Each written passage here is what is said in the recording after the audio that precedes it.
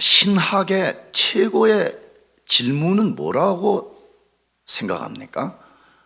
신학에 있어서 궁극적 질문은 뭐냐는 겁니다. 혹시 신학이라는 말을 사용해서 여러분이 어렵게 여긴다면 신앙의 최고의 질문은 뭐냐는 겁니다. 다시 말하면 우리가 믿음 생활할 때 우리가 끊임없이 던져야 되는 질문, 최고의 궁극적 질문은 뭐냐 하는 것입니다. 무엇일까요? 그냥 우리는 신앙생활 하다가 보면 이런저런 질문을 하나님께 던지지 않아요. 최고의 신학적 질문은 뭐냐는 거예요. 그래서 하나님이 누구이신가요? 하나님 당신은 어떤 분입니까? 하나님은 누구이시며 하나님은 어떤 분인가, 여기에 대한 질문을 던지는 것입니다. 이것을 아무도 부정하지 못할 것입니다. 신학은 끊임없이 하나님이 누군가에 대한 질문을 던지고 성경을 통해서 거기에 대한 답을 알아가는 것입니다. 이 말도 주의해야 되죠. 질문을 던지고 내 생각을 통해서 하나님을 아는 것이 아니라 뭘 통해서 아는 거라고요? 성경을 통해서 알아가는 것이에요. 이것이 신앙의 가장 본질된 작업입니다. 그러므로 이렇게 생각하면 될 것 같아요. 나 지금 신학적 작업을 잘하고 있습니까? 신앙의 작업 잘하고 있습니까? 그렇다면 나는 끊임없이 하나님이 누구이신가에 대한 질문을 던지고 성경을 통해서 그 하나님을 내가 어제보다 오늘 더 많이 알아가고 오늘보다 내일 내가 더 많이 알아가고 있는가, 이것을 점검해 보면 명료하게 드러날 것 같습니다. 그러나 신학의 최고의 질문 중에 하나가 더 있다고 생각합니다. 그것은 나는 누구인가라고 질문하는 것입니다. 도대체 나는 누구냐는 거예요. 철학에서도 철학의 질문의 최고는 나는 누구인가를 묻는 거잖아요. 마찬가지로 신학에서 또 하나의 최고의 질문이 있다면 나는 누구냐는 거예요. 나는 무엇이냐는 거예요. 여기에 질문을 던지고 역시 성경을 통해서 답을 찾아가는 것이 신앙의 가장 본질된 작업이 아닐 수 없습니다.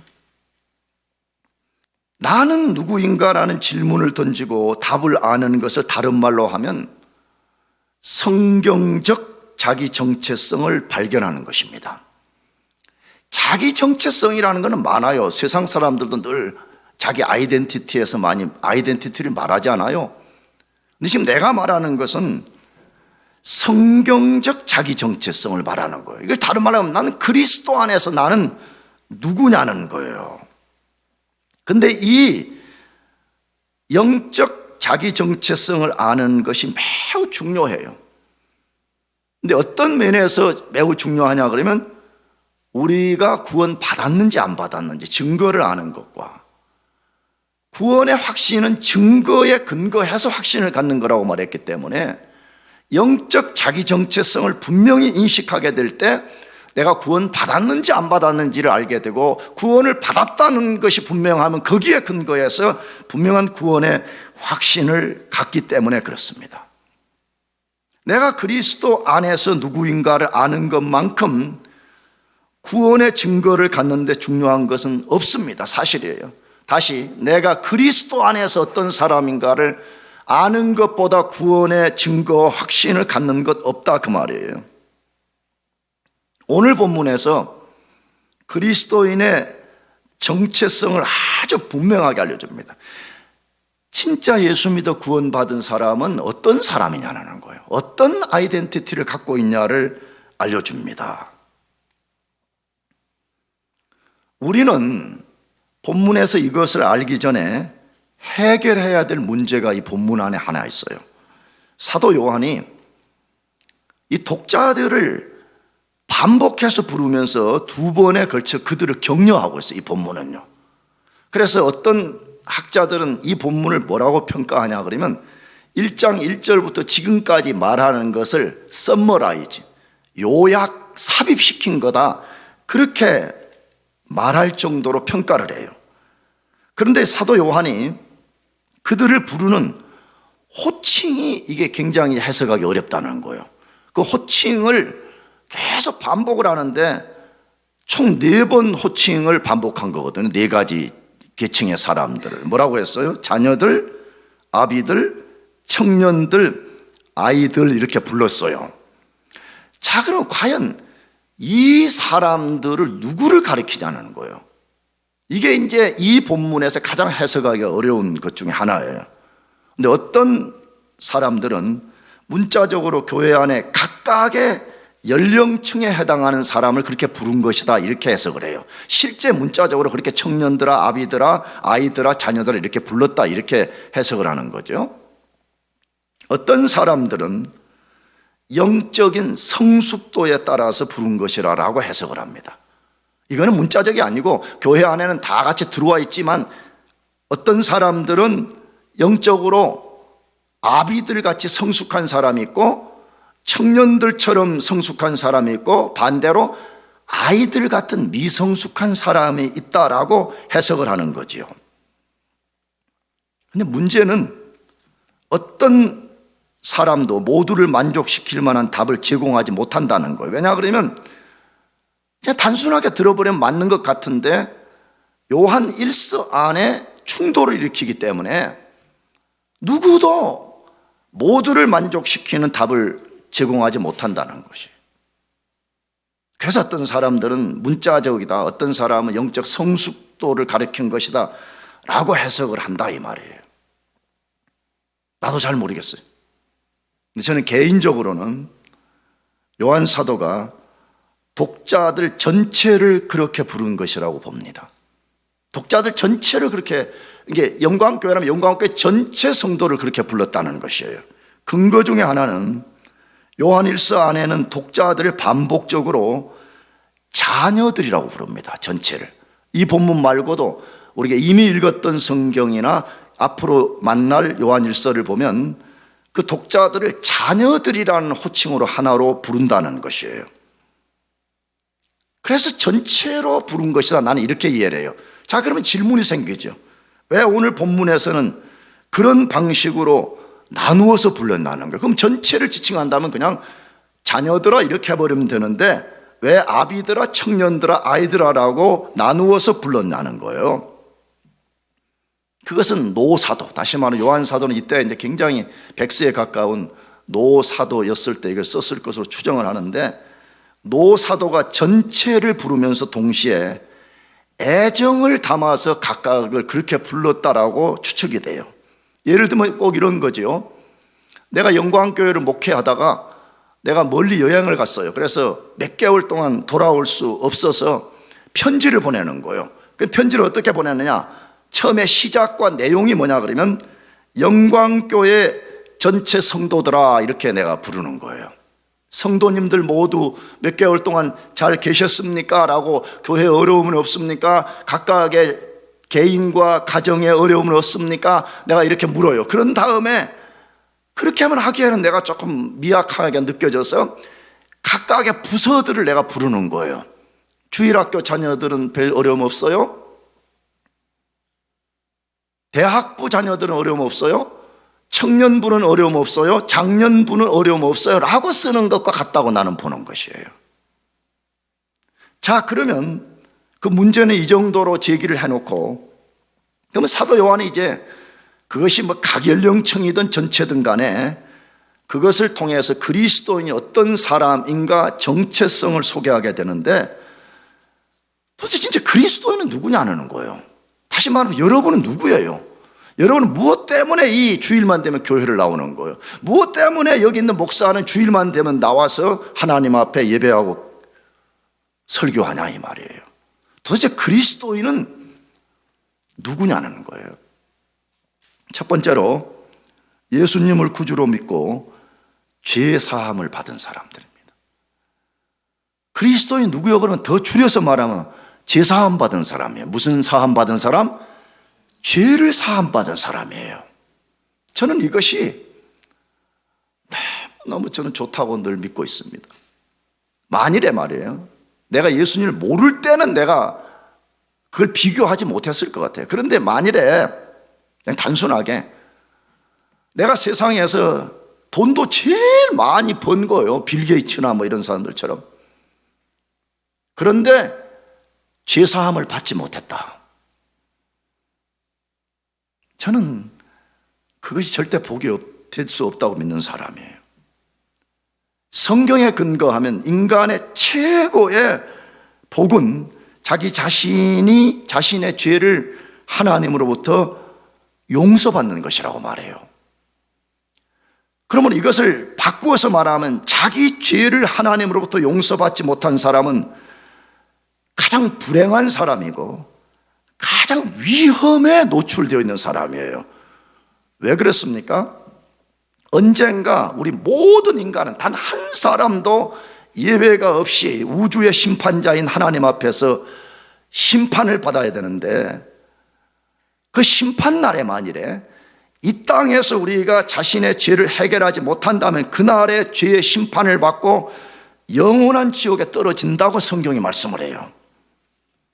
생각해 봅시다. 만일 어떤 사람이 지옥에 떨어진다면 그 사람이 이 땅에서 잘 먹고 잘 산 것이 그 사람의 영원한 심판날에 그런 것들이 무슨 큰 의미가 되겠습니까? 제가 볼 때 큰 의미가 아니라 그것 때문에 내가 예수를 부인하고 나는 영벌에 처해진다 하는 것 때문에 오히려 그것이 자기에게 가장 악한 의미가 됐던 거죠.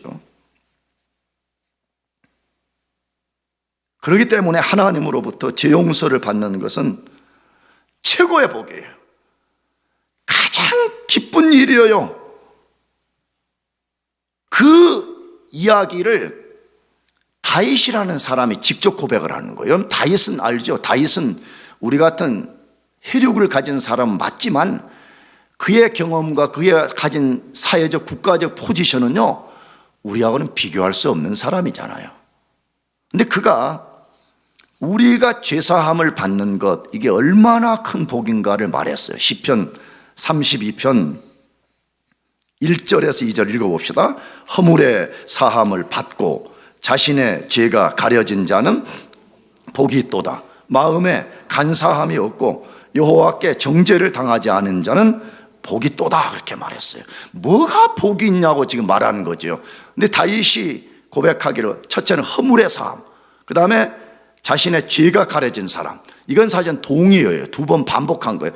허물이 따로 있고 죄가 따로 있는 게 아니에요. 히브리어를 보면요. 이 두 개는 똑같은 거예요. 쉽게 말하면 자기 죄가 하나님 앞에 용서받고 그 죄가 그리스도의 피로 덮여진 사람은 복 있는 사람이다, 복 있는 사람이다 두 번씩 말하고 있습니다.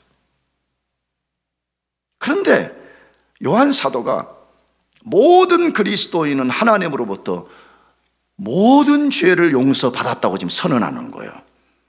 자, 여러분, 사도 요한이 우리에게 그렇게 말했다는 것은 무슨 의미예요? 장부한 목사가 여러분에게 여러분의 모든 죄가 용서되었어 그렇게 말하면요 그건 100% 신뢰할 수가 없어요. 나는 냄새나는 인간이고 나는 악한 인간이기 때문에 내가 여러분을 개런티할 수가 없다는 거예요. 근데 사도가 했다는 거예요. 그냥 요한이 아니고 사도 요한이 했다는 거예요. 그 말은 뭐예요? 사도라는 말은 하나님의 보내심을 받은 자라는 뜻인데 그 말은 하나님이 우리에게 그렇게 말씀한다는 거예요. 너 진짜 예수 믿었냐? 너 진짜 예수 안에 있느냐? 그러면 너의 모든 죄가 용서되었다라고 선언한다 이 말이에요.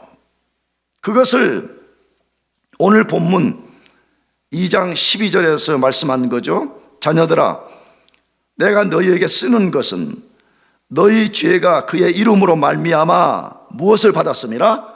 사함을 받았음이라 라고 되어 있습니다. 요한 사도가 요한 1서 지금 왜 썼다 그래요? 내가 처음 시작할 때 요한 1서는 다른 성경과 달리 그 성경을 왜 썼는지를 반복적으로 거의 10번에 가깝게 반복을 해요. 그런데 오늘 본문에도 보니까 왜 내가 이 요한 1서를 썼냐라고 말할 때 모든 그리스도인의 모든 죄가 하나님으로부터 용서되었음을 알려주려고 이것을 썼다 이렇게 지금 말하는 거예요. 여러분 이걸 잘 귀담아 들읍시다. 여러분 신앙이라는 것은 자기 생각을 따라서 하는 게 아니에요. 하나님의 말씀인 성경을 따라서 하는 거예요. 할렐루야. 아멘. 그거 하는 거 신앙생활인 거예요. 신앙생활은 그냥 교회는 나오는데 방식은 자기 마음대로 하는 거, 그거는 신앙생활이 아닌 거라고 아까 말했잖아요. 신앙의 최고의 질문은 나는 누구인가 질문을 던지고 그 답을 내가 만들어내는 것이 아니라 성경을 통해서 얻어내는 거라고 했기 때문에 그리스도인들이 천국 가는 날까지 작업이 뭐냐 그럴 때 우리는 끊임없는 질문을 던지고 성경이 뭐라고 하는지를 들어본다 이 말이에요. 그래서 내가 자신을 그 성경에 서렌더 시키고 성경의 약속을 붙잡고 가는 것이 신앙생활이다 이 말이에요. 그런데 오늘 하나님이 사도를 통해서 요한일서 왜 썼냐 그렇게 말하는데, 예수 믿어서 그리스도 안에 있는 사람은 모든 죄가 용서되었다는 것을 알려주기 위해서 이것을 썼다 그렇게 말한다 이 말이에요. 그러면 그리스도인의 모든 죄가 어떻게 용서되었다고 본문에서 말했어요. 다시 읽어봅시다. 뭐라고 했어요? 다시. 너희 죄가 누구 이름으로 말미암아? 그의 이름으로 말미암아 사함을 얻었으며라고 말한다 이거예요. 자, 그럼 당연히 우리는 그의 이름이 무엇을 지칭하는 것인지를 분명히 알아야 되잖아요. 그의 이름은 누구 가리키는 거예요? 예수님 가리키는 거잖아요. 근데 그냥 예수님 그러면 될 건데 왜 그의 이름으로 말미암아 이렇게 했냐 이 말이에요. 그럼 이게 성경의 테크니컬 워드다 이 말이에요.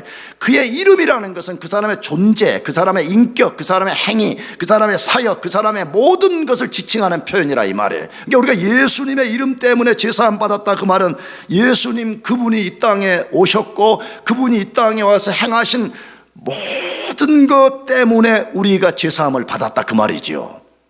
그러면 정확히 이게 무슨 뜻이에요? 예수님이 이 땅에 여행 온 거 아니잖아요. 십자가에서 우리 죄를 대신해서 죽으시고 하나님께 죄값을 지불하기 위해서 이 땅에 오셨습니다. 그래서 십자가에서 그가 그래서 죽은 거예요. 그의 죄 때문에 죽은 것이 아니라 나와 여러분의 죄값을 대신 하나님께 드리기 위해서 십자가에 죽으신 것이에요. 그러면 누구든지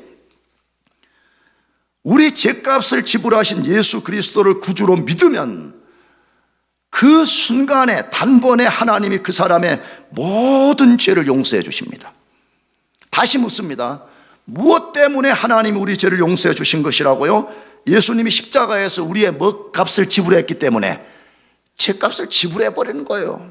그래서 나는 여러분 유치하게 들을지 몰라도 설교 때나 성경 공부 때 그런 예를 많이 들었다 이 말이에요. 뭐죠?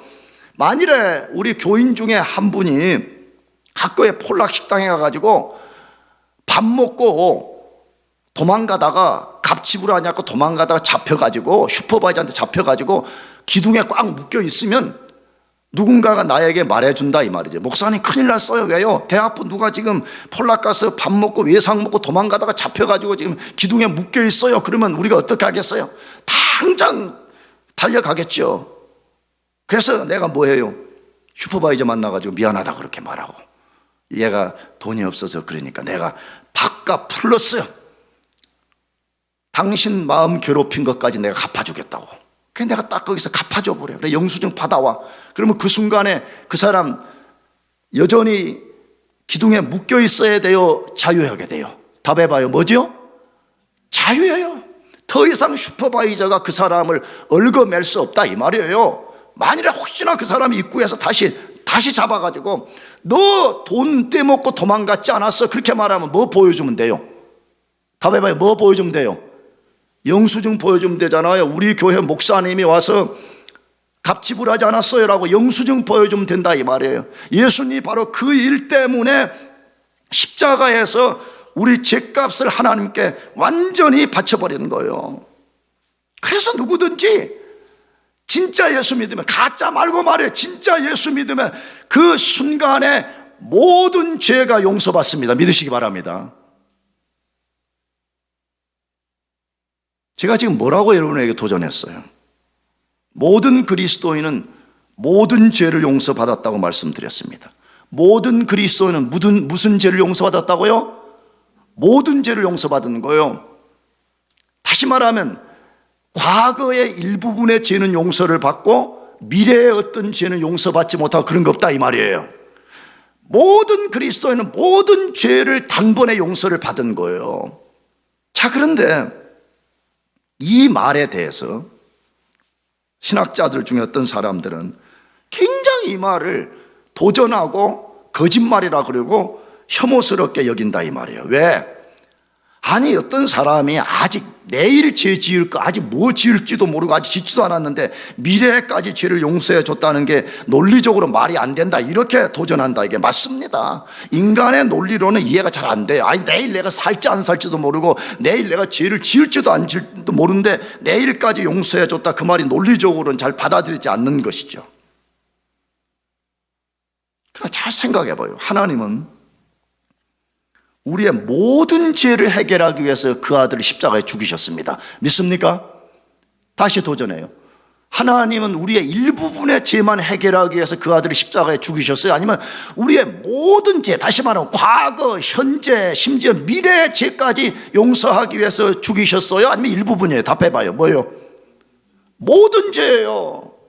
만일에 여러분 예를 들어서 반대자들 말처럼 일부분의 죄만 용서하기로 했다 그러면 그럼 결국 우리는 어떻게 되는 거예요? 과거의 어떤 죄는 용서받지만 현재와 미래의 어떤 죄는 용서받지 못한다 이 말인데 그러면 우리는 어디 간다는 거예요? 답해봐요. 어디 가야 돼요? 지옥 가야 되는 거예요 우리는요. 그러면 또 이렇게 말하면 이렇게 도전한다. 그럼 우리 죄를 막 지어도 됩니까? 성경은 그렇게 말하지 않아. 모든 죄를 용서했으니까 이제부터 죄를 막 지어도 된다 그렇게 말하죠. 오히려 뭐라고 말하죠? 성경은요, 너희는 과거의 죄의 종이 되어서 아무것도 할 수 없어서 죄만 막 짓던 인생인데 이제 내가 너희 죄를 용서하고 구원해냈으니까 다시는 죄를 짓지 말라. 할렐루야. 이게 성경의 가르침이잖아요. 그러나 만일에 혹시 너희가 연약해서 죄를 짓는다면 너희들은 리펜턴스 하라 그렇게 말하죠. 뭐하고 말하라고? 회개하라고. 하나님 앞에 나와서 정직하게 죄를 인정하고 숨기지 말고 그 죄로부터 완전히 돌아서라는 게 다시 또 죄 짓고 하지 말고 이제는 너가 죄 용서받고 구원받은 백성답게 살아라 그렇게 말하는 것이에요. 난 여러분에게 질문합니다. 여러분이 진짜 예수님 믿는 사람 맞아요? 맞아요? 왜 자신이 없어요? 여러분 진짜 예수님 믿는 사람 맞아요? 그러면 우리 모든 죄가 용서받은 거예요. 아, 목사님 그래도 어떻게 믿을 수 있어요? 근거를 하나 제시해 줄게요. 그게 뭐냐? 오늘 요한 사도가 이 2절에 죄 사함을 받았음이요 요 단어를 헬라어 완료 수동태를 썼어요. NIV 성경도 그렇게 번역이 됐던데 헬라어에서 완료 수동태라는 것은 이미 이루어졌고 그 이루어진 효력이 영원한 것을 표현할 때는 완료 수동태를 써요. 그러면 지금 하나님이 사도 요한 통해서 우리에게 뭘 말해요? 너희 진짜 예수 믿냐? 너희 진짜 그리스도 안에 있는 사람들 맞냐? 너희 진짜 성령을 모신 사람 맞냐? 그러면 너희들의 모든 죄가 이미 용서되었고 너희는 그 용서됨이 영원하다는 게 할렐루야. 그러니까 이걸 진짜 믿는 사람은 삶의 방식이 달라져 버리는 거야. 어떻게 달라지죠? 이걸 안 믿는 사람들은 교회는 나오는데 맨날 죄책감에 시달려. 죄에 이렇게 짓눌려 있어. 그러니까 신앙생활에 기쁨이 없어. 근데 내가 죄 용서를 받았다는 완전한 믿음과 확신을 갖게 되면요, 날마다 기뻐요. 삶에 고난이 없다는 말이 아니에요. 고난도 있고 뭐 스트레스도 있고 있어요. 그러나 이 내면 세계에서부터 나오는 말로 다 할 수 없는 거룩한 기쁨이 있다는 거예요. 그래서 나는 항상 무슨 상상을 많이 하냐 그러면 또 실제적인 거하지만 죄 씻으면 꼭 이와 같다는 거예요. 내가 막 운동을 하거나 밭에 가서 일을 해가지고 땀 범벅이 되고 막 눈에 막 흙이 들어가고 막 더럽고 막 말도 못해. 근데 막 너무 막 찝찝해. 근데 집에 돌아와가지고 딱 샤워를 하면서 그냥 강력한 물줄기로 씻어내고 비누로 깨끗하게 씻었을 때 그 전과 그 후가 딱 비교가 되잖아. 와, 이렇게 씻는다는 게 이렇게 좋구나 하는 것처럼 말이에요. 죄 씻으면 그런 거예요. 그래서 성경은 죄를 용서받았다고 표현도 하지만 죄를 씻었다고 말해. 우리의 더러운 추악한 억만 죄악을 예수 그리스도의 피로써, 그의 피의 샤워로서 우리를 깨끗하게 씻어버렸다는 거예요. 이거 믿으시기 바랍니다. 아멘? 그럼 뭐 믿으려고 그래요? 그럼 뭐 믿고 살려고 그래요? 아니, 지금 사도 요한이 우리에게 아이덴티티를 지금 말하죠. 물론 내가 볼 때는 그리스도인이 아닌 사람은 아직 이걸 누릴 수 없어요. 그러나 진짜 우리가 예수를 믿어 그리스도인이 됐다 그러면 우리는 예수님의 이름 때문에 죄사함을 받았을 뿐만 아니라 그 죄사함이 영원하다고 말하는 거예요. 그래서 그런 사람은 마지막 그리스도 심판대 앞에서 지옥 가지 않아요. 그런 사람들은. 두 번째로 그리스도인 누구예요? 그렇게 말할 때 영원히 계신 하나님을 인격적으로 아는 사람이라고 말해요. 영원히 살아계신 그 하나님을 어떻게 아는 사람이라고요? 자기 인격적으로 아는 사람이라고 말해요. 사도 요한은 독자들을 격려하면서 두 번째로 그리스도인이 누군가를 말합니다. 그리스도는 누구라고 말해요? 2장 13절 상반절 읽어봅시다. 아비들아, 내가 너희에게 쓰는 것은 너희가 태초부터 계신 이를 알았으며, 내가 너희에게 쓰는 것은 너희가 태초부터 계신 이를 알았으며 라고 말합니다. 그리스도인은 누구요? 그렇게 말하면 태초부터, 다시 말하면 in the beginning, 아니면 창조가 되기 이전 영원한 세계 속에서부터 영존하시는 하나님을 아는 사람이라 그렇게 말하고 있습니다. 여기 태초부터 계신 이가 성부 하나님인가 성자 예수님인가 또 의견이 분분. 맨날 신학자들은 또 그거 밥 먹고 할 일 없으니까 그런 거 하는 거잖아요. 할 일 없다니 또 이상한 표현이 또. 학자들은 맨날 그런 거 하는 거잖아요. 학자들은. 여기 태초부터 계신 이는 성부를 지칭하는가 성자를 지칭하는가 연구하는 거잖아요. 그래서 뭐 성부다 성자다 뭐 옥신각신 한다 이 말이에요. 근데 내가 볼 때는 그를 누구로 보든지 큰 문제가 없다고 생각합니다. 왜 그래요? 성부 하나님도 태초부터 계시니요 성자 예수님도 동일하게 태초부터 계신 분이기 때문에 그렇습니다. 내가 말씀드렸어요. 예수님은요 그냥 단순한 인간 중에 한 명을 하나님 픽업한 게 아니라 그는 제2 위격을 가진 하나님이셨는데 그분이 인간의 몸을 입고 이 땅에 오신 하나님이에요. 믿습니까? 예수님은 누구라고요? 인간의 몸을 입고 오신 하나님이라 그 말이에요. 그러므로 중요한 것은 그가 성부냐 성자냐 이게 중요한 것보다도 그리스도인은 영원히 존재하시는 그 분을 아는 사람이라는 거예요. 정말로 신기합니다. 신기합니다. 나는 설교 원고를 쓰면서 가능하면 나는 이거 많이 안 쓰려고 8줄 한 패러그래프를 8줄로 쓰는데 이 말 안 쓰려고 그랬는데 일부러 썼어요. 너무 신기해요. 왜 신기하냐? 하나님을 볼 수가 없단 말이에요.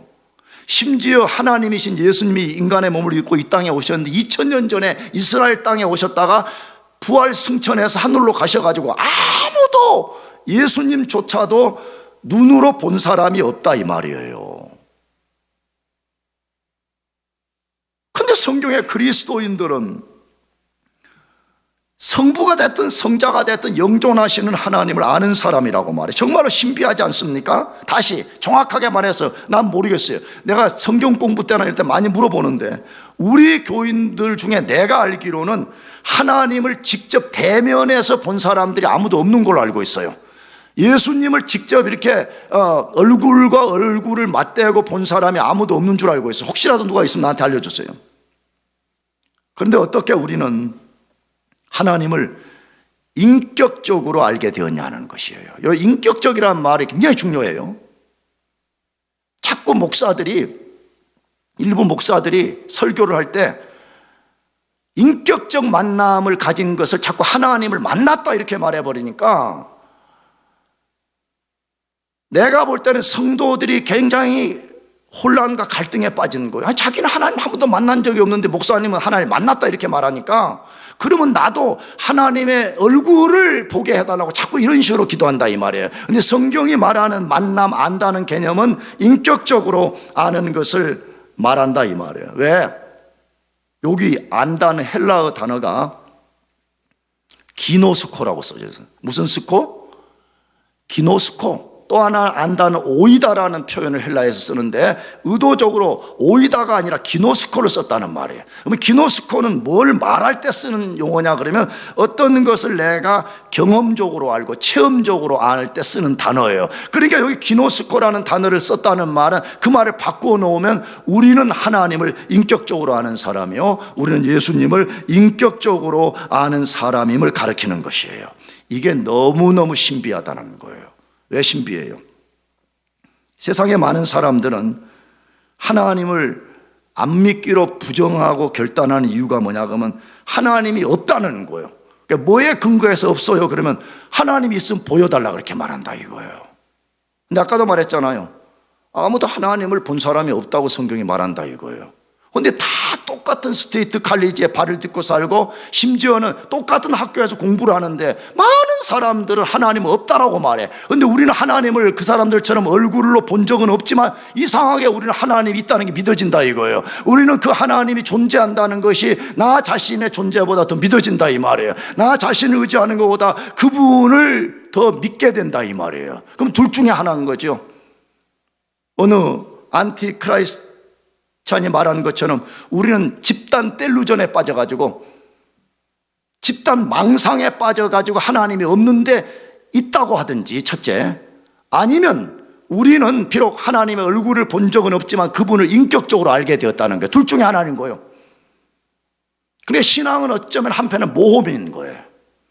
나는 집단 텔루전이라고 여기고 나는 이걸 부정해버릴 것인가? 아니면 나는 하나님을 본 적이 없지만 내가 믿어진다는 거예요. 내가 인격적으로 그분이 신뢰가 된다는 거예요. 나는 그러기 때문에 나는 그분이 살아계신 것이 믿어지고 내가 그분을 알고 그분이 나를 안다는 것을 믿고 내가 여전히 그분을 따라간다는 것이에요. 자, 그러면 우리가 하나님을 진짜 인격적으로 알고 있다는 증거는 뭐냐 이거예요. 난 진짜 하나님을 인격적으로 알고 있어요. 내가 그분을 직접 본 적은 없지만 나는 그분을 인격적으로 알아요. 증거가 뭐냐는 거예요. 자, 먼저 그 증거의 시작은요, 우리가 발견해서 하는 거 아니에요. 하나님을 우리는 발견하지를 못해요. 우리 연구해서 하나님 안 거 아니에요. 하나님 그분이 자기 자신을 우리에게 계시해 준 거예요. 아멘. 신비한 거예요. 그러니까 이것 자체가. 그래서 위대한 하나님의 사도들 중에 한 사람이었던 베드로 사도가 우리가 어떻게 하나님을 알게 되었는지를 먼저 알려줘요. 그게 베드로 전서 1장 3절 4절인데 그의 신기한 능력으로, 그게 무슨 능력으로? 그분의 신기한 능력으로 생명과 경건에 속한 모든 것을 우리에게 주셨으니, 다시 그분의 신기한 능력으로 생명과 경건에 속한 모든 것을 우리에게 뭐 했다 그래요? 주셨으니, 이렇게 돼 있어요. 그분이 먼저 우리에게 그것을 주셨다고 말해요. 근데 왜 그걸 주셨대요? 무엇 때문이라고 해요? 이는 자기의 영광과 덕으로서 우리를 부르신 이를 뭐함으로써? 알도록, 알므로 말미암아, 이렇게 만드는 거예요. 이게 진짜 예수를 믿으면 기적이 일어난 거예요. 진짜 내가 예수가 믿어진다 그러면 우리 자신과 이 세상 속에 가장 큰 미라클을 경험하는 거예요. 정말 이 말이 무슨 뜻인지 이해가 좀 돼요? 왜? 이것은 인간의 노력으로 알 수 있는 것도 아니고 노력으로 발견되는 것이 아니라 그의 신기한 능력으로 생명과 경건에 속한 모든 걸 우리에게 부어서요, 그래서 우리가 그분을 알게 됐다는 거예요. 그러니까 먼저 내가 하나님 아는 근거가 뭐요? 그러면 내가 연구해서 그분을 발견한 것이 아니라 그분이 나에게 자비를 베풀어서 나 같은 인생에 그의 신기한 능력과 생명과 경건에 속한 것을 부어줬다는 거예요. 그래서 내가 그분을 본 적이 없지만 그분을 인격적으로 알게 된 거예요. 자, 그럼 앞에 던졌던 질문, 내가 인격적으로 그분을 안다는 근거는 뭐냐 하는 것이에요.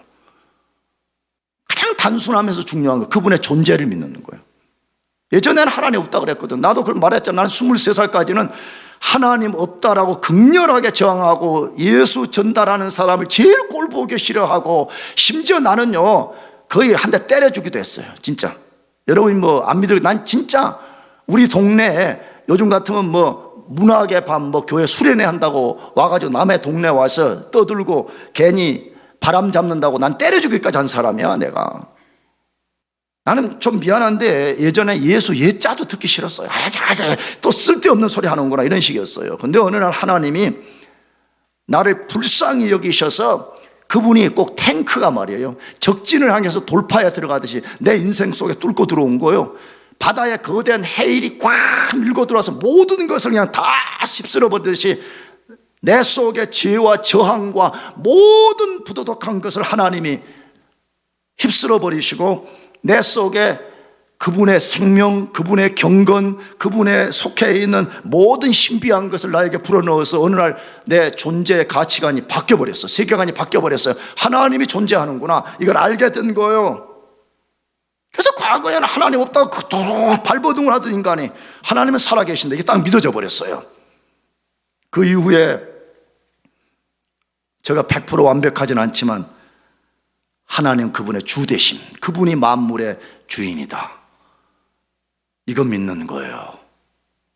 나가서 하나님의 아들 예수 그리스도만이 나의 유일한 구주요, 내 인생의 유일한 목자요, 이것을 고백하는 사람이에요. 그 사람이 지금 하나님 알고 있다는 증거예요. 그런 사람들은 어제도 예배하고 지금도 예배해요. 나는 그래서 구원받은 사람의 특성이 뭐냐고 하나님 앞에 성실성을 드러내라고 내가 말했잖아요. 혹시 오해 또 없기를 바라요. 교회 뭐 나오고 싶으면 1년에 한 번 나왔다가 뭐 대학부 신입생 때 와서 등록했다가 졸업할 때쯤 한 번씩 나와가지고 하나님, 목사님 저 왔어요. 너 누구지? 어디서 많이 봤는데, 목사님 저 몰라주고 섭섭해요. 내 지난번에 신입생, 4년 전에 온 걸 내가 어떻게 기억하고 있냐. 그래서 나는 우리 교회 강하게 좀 도전하는 것은 사실인데, 나는 마음속으로는 제일 먼저 나는 우리 대학부들이 너무 귀하다고 여겨요. 진짜. 아니 어제도 그 산상에 가가지고 그냥 이틀 동안 힘들게 말이에요, 그 고생을 하고 수련을 하고 내려와서 오늘 또 나와서 예배하는 거 봐요. 이 사람 내가 뭐 돈을 줘요, 뭐 이 사람들에게 내가 학점 크레딧을 줘요, 그렇잖아요. 도대체 무엇이 그들을 움직이고 있느냐는 게 지금요. 무엇 때문에 이들이 이렇게 반응하고 있냐는 거예요. 뭐 때문이죠? 하나님을 알기 때문에 그래요.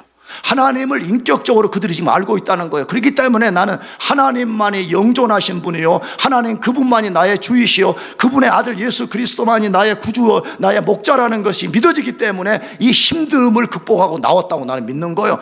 그런 사람들은 뭐냐, 어제도 예배하고 오늘 또 예배하고 내일 또 예배하고 모레도 예배하고 앞으로 미래에도 예배하고 죽는 침상의 마지막 순간에도 야곱처럼 하나님을 예배하는 사람으로 살게 된다는 것입니다. 그래서 나는 목사이기 때문에 예언처럼 하는 말을 좀 안 해요. 그럼 나는 그래, 여러분이 진짜 예수님이 믿어지고요, 내가 부족하지만 지금까지 끝까지 주님을 따라갑니다, 그러면요 여러분 하나님을 아는 사람인 걸 믿어야 돼. 믿으시기 바랍니다. 아멘. 여러분 하나님 아시기 때문에 지금 이런 반응을 하는 거야, 이것 자체가. 그러니까 자꾸 뭐 하나님 아냐 모르냐 그러면 자꾸 막 삐죽거리고 그렇게 하지 말고, 나는 하나님을 압니다, 이 고백을 하라 이 말이에요. 근데 하나 더 그에 보태서 뭘 말씀드리고 싶냐,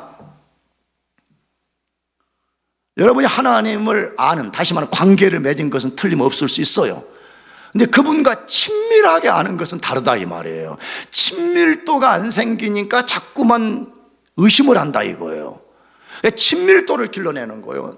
우리 남녀도 그런 거 아니야? 우리 영광교회 교우들도 그런 거 아니에요? 처음 1학년 때 들어오면 친밀도가 없어가지고 먼둥먼둥 그러다가 자꾸 친밀도를 키워가면 우리가 서로를 알아가고 아주 친밀하게 교제하는 것처럼 말이에요. 사도 바울처럼 해야 되는 거죠. 바울이 디모데후서에 뭐라고 했어요? 내가 의뢰하는 하나님을 내가 알고, 그렇게 말했어요. 굉장히 중요해요. 바울이 지금 하나님은 나를 아십니다 이렇게 표현한 것이 아니고, 바울 내가 아는 하나님을 누구도 안다고? 나도 알고, 이렇게 했어요. 이게 이제 우리가 앞으로 추구해야 되는 거예요. 여러분 모두가 바울처럼 내가 의뢰하는 하나님을 나도 안다, 그런 고백의 사람들 되기를 바랍니다. 하나님을 알 뿐만 아니라 내가 의뢰하는 하나님을 나도 안다. 여러분, 만약 진짜 이 고백까지 우리가 이른다 그러면 뭐가 두렵겠어요? 그러니까 바울이 그거 얼마 후에 그렇게 고백은, 나의 달려갈 길을 다 마치고 후로는 의의 면류관이 예비됐다, 그렇게 말하잖아요. 예수 그리스도를 믿는 우리는요, 억만죄악이 단번에 씻음받은 사람이고, 우리는 하나님을 인격적으로 알고 그분과 관계가 맺어진 사람들이에요. 이것을 의심 없이 믿으시고 꼭 부탁이, 그 하나님을 인격적으로 더 깊이 알아가시기를 주의 이름으로 축복합니다. 기도하겠습니다.